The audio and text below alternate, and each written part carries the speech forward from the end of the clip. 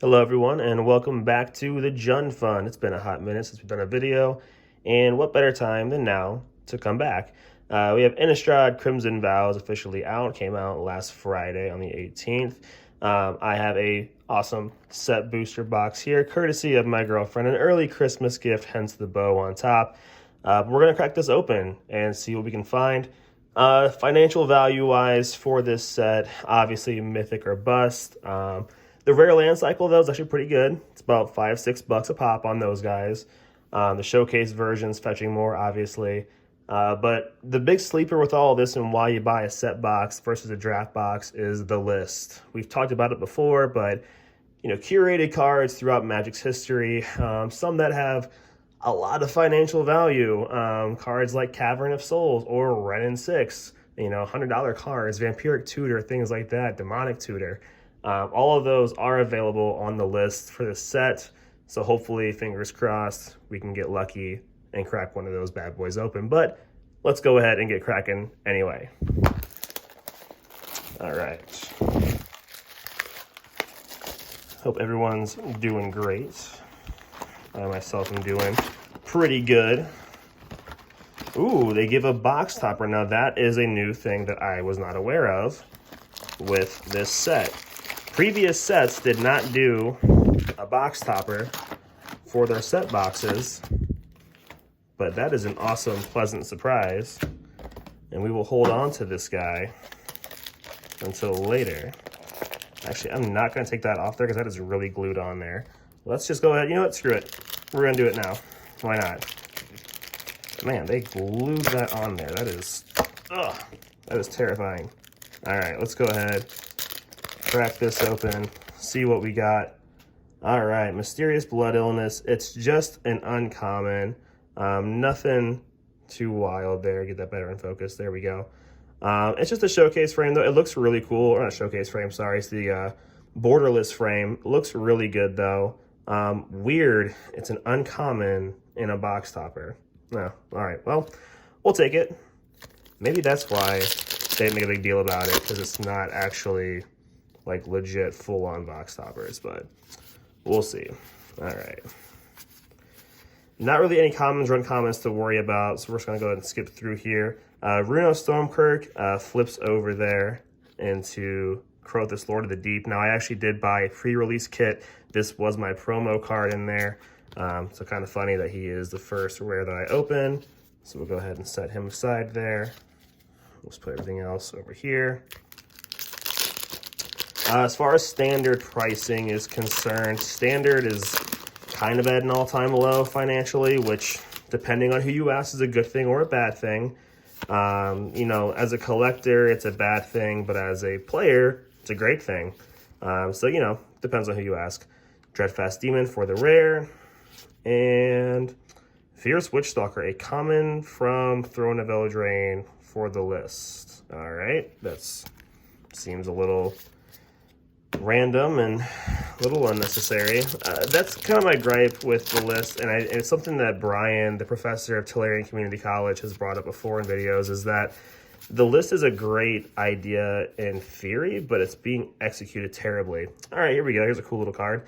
Halana and Alana partners. People online were like, wait a minute, do they mean partners as in like partners like in crime, or like partners? And Wizards came out and was like, no, like actual partners. So Wizards is doing a good job in showing representation for LGBTQ plus community members, and having prominent characters who can be used as commanders. And it's pretty cool, the little black and white colorless showcase frame going on there. Another rare, Patchwork Crawler, and just uncommon. And here we go. All right, so we got a rare from the list. Traverse the Outlands is a sorcery. Not super familiar with this one. Search your library for the X basic land cards, where X is the greatest power among creatures you control. Put those cards on the battlefield tapped, and then shuffle your library. Okay, I mean, that's pretty good. That's good ramp. It's 5 mana sorcery speed is a little slow, but yeah, cool. We will take that for the rare there. Let me go ahead and grab the other rares out of there. There we go. So yeah, as I was saying, kind of the problem with the list is that while it does have really good, crazy cards, like Cavern of Souls, like all the tutors and things like that. There's a lot of garbage on it, like straight up garbage. And it sucks, honestly. All right, here we go. First mythic, Cemetery Prowler, legend, or not legendary, but a mythic wolf rather. 3 mana, 3/4. I do believe this one sits around $7, $8 roughly, right around there. And it's a common, and that's about it. All right, let's go ahead and get all of this put together. Modern prices, however, unlike standard, are raging. Here's a little gold signature on the art card there. Cool, cool. Modern is back with the vengeance, which is pretty awesome to see. Graph Reaver for the rare, and that's it. All right. Keep on going through here. It's actually a really cool little art card there. I like that.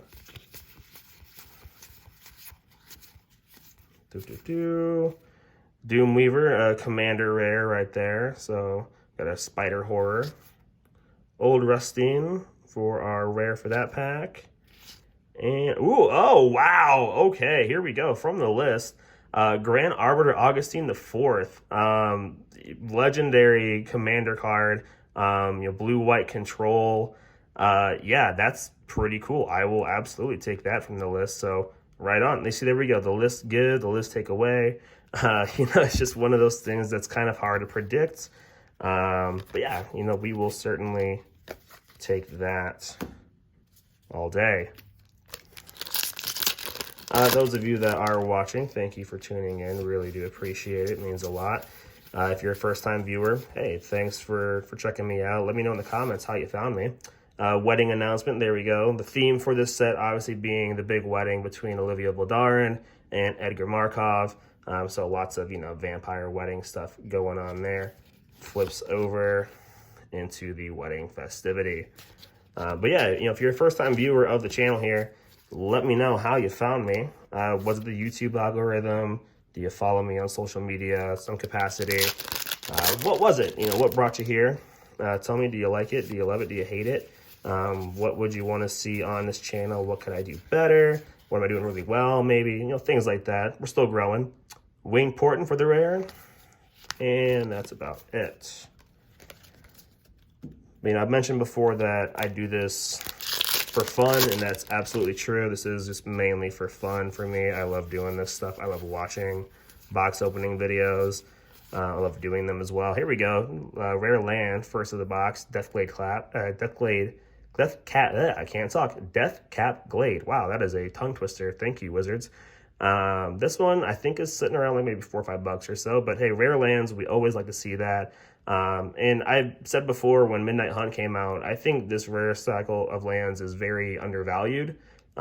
It's basically guaranteed to come in untapped as a dual land on turn 3. You very rarely are going to have a game where you don't have 2 or more other lands by the time you drop this on turn 3. So I think they're very undervalued. If I'm an investor, I would pick these up while they're cheap, because I think they're going to go up in price over time.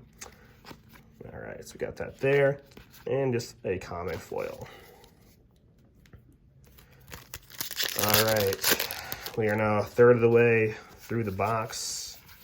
Just gonna keep on moving here. All right, Change of Fortune, and that's about it. Maybe we will get a Change of Fortune, because not the strongest box so far. I would like to see some more spice here. Olivia herself would be cool. Edgar would be really nice as well. Anya Falkenrath would be awesome as well. All right, here we go. Breathkeeper Seraph. I do believe this is a commander. Yeah, commander. Rare right there. Falkenrath Forebear. And that is it. All right, I'll put those rares down there. So let me know in the comments here. Have you opened this set yet? If you have, did you like it? What were your biggest pulls? Did you not like it? Are you somebody who buys boxes? Do you buy packs? Do you just buy singles? Let me know. I'm always curious about that kind of stuff. Second rare land of the box here, Stormcarved Coast. A lot easier to say this time around. The Is It color rare land. And got a foil. And a list card, uncommon from original Ravnica, Selesnya Key Rune. All right, don't really care about that. So, again, there we go. You know, again, like I was saying earlier, the list not necessarily being the best thing in the world. It's a shame because it has the potential to be ridiculous and be kind of like the lottery cards of, you know, yesterday and stuff, but they just kind of keep putting uncommons and commons in there. All right, here we go. Another mythic here, second of the box, Cemetery Illuminator. I don't believe this one is one of the bigger ones as far as the mythics in this set are concerned, but it's a mythic. You know, we will take it regardless, and just a foil common there. But yeah, you know, the list has the potential to be this really awesome thing that can help drive set booster box sales and, you know, be this big lottery expedition type thing, and it's just not, unfortunately. All right, here we go. Thalia, Guardian of Thraben. Thalia is back, the original, you know, hero of Innistrad block. She is back, this time with like 6 different printings in this set alone. This being the, you know, black-white horror noir style. There is a really awesome version by Mangali Villanueva, who is one of my favorite up-and-coming artists in Magic. That is just phenomenal, but she is back. She's been reprinted into Standard. So all those, you know, human decks out there, all those, you know, white one-drop decks out there, pretty happy about that. But yeah, Thalia is back to save the day. Another rare, we have Hamlet Vanguard. And just, and again, triple rare pack here. Foil rare, Path of Peril. All right, so 3 rares in the pack there. Oops, dropped an art card. That is, you know, one of the benefits of a set box is that you do get the potential to have, you know, anywhere from 2 to 3 rares in a pack, sometimes mixture of mythics and rares, because of the way the packs are sorted and stuff. So I think they're worth it if you're going to buy a box. Buy a set box. Headless Rider for the rare. And that's about it. All right. So far, not a lot going on, which is okay. You know, sometimes it happens. We do this for fun, obviously. Here we go. All right, Faithbound Judge, our third mythic of the box. Now, this is one that I do believe is getting a bit of attention as far as you know, the Commander meta, obviously, but just Magic in general. I don't think it's a hugely expensive card right now. Well, really none of the cards are in this set. I think the most expensive card is like $18 around there. But still, we will take it. It's a really cool mythic. Does flip over into the Sinner's Judgment. I do think flip cards are super cool. I'm glad they brought them back for Innistrad. It just wouldn't feel right if they didn't have flip cards in there. I think it's awesome. It does make kind of a pain when you want to sleeve up those cards though and play with them, because you have to have some sort of like proxy in there, so that way you just don't know that you're going to get that card immediately through a clear sleeve. But anyway, here we go. Torrance, Fist of Angels. And this is a card that I do know some people have been talking about on Twitter, especially as a really good, you know, commander to have for human Selesnya decks, those 1/1 token decks. Really good card for that. You know, has that new training mechanic that we talked about before here. Basically, it's kind of like the mentor mechanic from Ravnica Allegiance and Guilds of Ravnica, but it's in reverse, more or less. So pretty cool. We'll take that there. And that's about it. Let me go and fix that pile real quick. It's like the one thing about new cards is that they are so slippery. And new sleeves, my God, when you sleeve up a deck for the first time, that is pain right there for a little while. All right, here we go. Okay, we have Millicent, the Restless Revenant. This is one of the Commander Precon mythics, actually. The Precon itself is pretty powerful, honestly. I recently watched an episode of Game Nights where they played this deck on here, an upgraded version, obviously, and it just decimated the entire table. This thing is just an engine. It's a machine. So that's pretty stoked. I'm pretty stoked on that. I'll take that all day. So there's a Mythic Commander, Howling Moon for the rare, and uncommon. All right.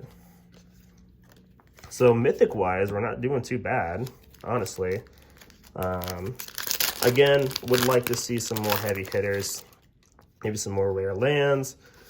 Olivia, Edgar, any big cards from the list would be awesome. All right, Odric Blood Cursed. Okay, this dude, man, talk about just getting shafted. This was the card that Morrow had teased and said that a legendary character from Innistrad will be coming back, this time as a vampire. And everybody had their theories. Lo and behold, it was Odric, and he comes back as just not a great card. It cares about blood tokens. That's the new, kind of card draw artifact that they have in the set here. They're kind of like clues, kind of like treasure tokens, but they are a bit more costly. I guess not even a bit more costly. They just are more costly in general. So if you're playing a deck that really cares about blood tokens, this is your boy. But otherwise, he just kind of got neutered. And a lot of people were kind of dunking on this card online. But, it is what it is. Kind of a womp-womp moment from everybody when this card got released. And this was the rumored card that was talked about by Morrow. But, you can't win them all.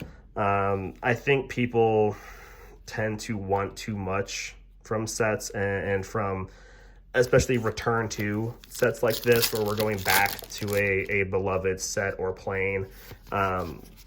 We all know Wizards is not going to print something bananas. They're just not going to. Cigar to Summons for the rare. They're just not going to do it. They're not going to have, Snapcaster Mage in the actual standard box. It's just not going to happen. Would it be awesome? Hell yeah, it would be freaking sweet. But it's not going to happen. They do not want to affect the secondary market for as much as they say it doesn't exist. Here we go. Here's another mythic here. Hallowed Haunting. A little enchantment there. Which is kind of the ultimate irony of Wizards is that they say the secondary market doesn't exist, yada, yada, yada. They can't acknowledge it, all this jazz. But the reserve list is a thing for a reason. They purposely do not print certain cards for a reason, even though they're not on the reserve list. Like Snapcaster is actually a card on the list, so it has been reprinted, but they won't put it into a standard box ever again. Ulvenwald Oddity for the rare. All right, here we go. Chatter of the Squirrel for our list card. Old Frame from Odyssey, a little common there. A card that actually has some relevance again because Chatterfang Squirrel General coming out in Modern Horizons 2 this past summer has made squirrels a thing again. So, yeah, I mean, we'll take it. It is what it is. But yeah, that's what I was saying is just Wizards won't do it. So I think people get too wound up on social media and get too bent out of shape when a set doesn't feature the one mega card from the original set that they wanted reprinted. It's just not going to happen. All right, Dream Shackled Geist for the rare. Another rare, Splendid Reclamation. And that's actually the foil rare right there. It's very subtle foiling with this set, it seems like. Maybe it's just the lighting I'm into. I'm in a new position in my apartment filming. Lots of natural light, which actually I enjoy. It makes setup a hell of a lot easier, I can tell you that. All right. So we're in the last third of the box here. Hollowhenge Overlord for our rare. Oh, there we go. Another rare land there. Droomroot Cascade. Awesome, awesome. We will take that. And those are our rares. All right. Fix this pile real quick here. So every video, we do a box opening. Piles get all wonky. Hopefully, we can hit something big here in this last third. That would be awesome. Like a Revenant 6. I would lose my freaking mind if I pulled that. Hullbreaker Horror. Okay, here's a card that's becoming kind of a subtle all-star of this set. One of the more expensive cards in the set. I do believe it's the most expensive rare. It's becoming kind of a champion of those blue decks. Just really very powerful card, honestly. And it's a it's a Kraken Horror. It's basically a big old crab man, so it's pretty cool. People like that. All right, moving on here. And we got a handful of packs left. Thank you for watching if you are still watching. It means a lot. Go on through here. And Inspired Idea for the rare. And then we have a Dungeon Shade. This is a common from... I actually cannot remember that set symbol. I do know the set, but I can't remember what it is. Oh well, it is just a regular old common from the list. Again, kind of a womp womp moment there. All right, we are down to the last 4 packs here of the box. Can we pull some big spice here? That would be pretty cool if we can. Do it for the video, right? All right, Dominating Vampire, another card that I got in my pre-release kit. Actually pretty good creature all around. Not too bad. 3-drop, 3/3 with some ETB triggers. Not bad. It's a good rare. We'll take it. Yeah, that's about it. All right, last 3. Can we get a Soarin? Can we get Olivia? Edgar? Something cool. Burn it on through. There we go. On command. Bam. Chandra, Dressed to Kill, with the full showcase art for the Mythic Planeswalker. This art, let me just kind of bring it a little bit closer here so you can see it. This art is ridiculous. Her dress is awesome. It's made of fire. This card's also just really powerful. A buddy and I were talking about it the other day, and I think this card is undervalued. It's just because the standard card is why it's as cheap as it is. I feel like in reality, this card should be closer to 20, if not 30 bucks. It's just a great card, but yeah, man, bam, right there. We will certainly take that. Another rare, Mirror Hall Mimic, and then a foil uncommon. And wow, okay, here we go. Hermit Druid from the list again. Kind of a legendary commander card. Really good at trying to cheat out cards, things like that. I've seen Jimmy Wong on game nights whiff with this card so many times. It's kind of hilarious every time he does it. But yeah, all right, cool. We will take that pack for sure. All right. Hopefully that is not the extent of the spice. Hopefully it was just saving all the best for last. We have 2 more packs here. We'll burn on through them. We've got an Investigator's Journal. Meh, nothing. All right. It always feels bad when your rare is, it's a little, artifact that's kind of nothing. Last pack Magic. Can we do it? Running 6. Olivia Voldaren. Edgar, Soarin. One of those people. Come on. Let's do it. All right, we get Geralt, Visionary Stitcher for our rare. And that is it. Okay, so to wrap it up here, not the craziest box as far as pulls and financial value, but that's okay. We don't do this to try and pull a bunch of money. We do it for fun and the thrill of the chase and hoping that we can get lucky. And you know what? We got the showcase Chandra here, Dressed to Kill. That's pretty cool. I'm pretty happy with that. Excuse me, all things considered. A couple of the rare lands, got a decent number of mythics, some of good value, a couple good rares that are, non-lands that are worth some money. Yeah, it's fun to open. We didn't get any of the real big hitters in this one aside from Chandra. And the list kind of let us down a little bit. But hey, it is what it is. Last video on Midnight Hunt, I casually pulled a Primal Vigor for the list in like pack 1. It's like a $30 card. So you can't always hit the lottery.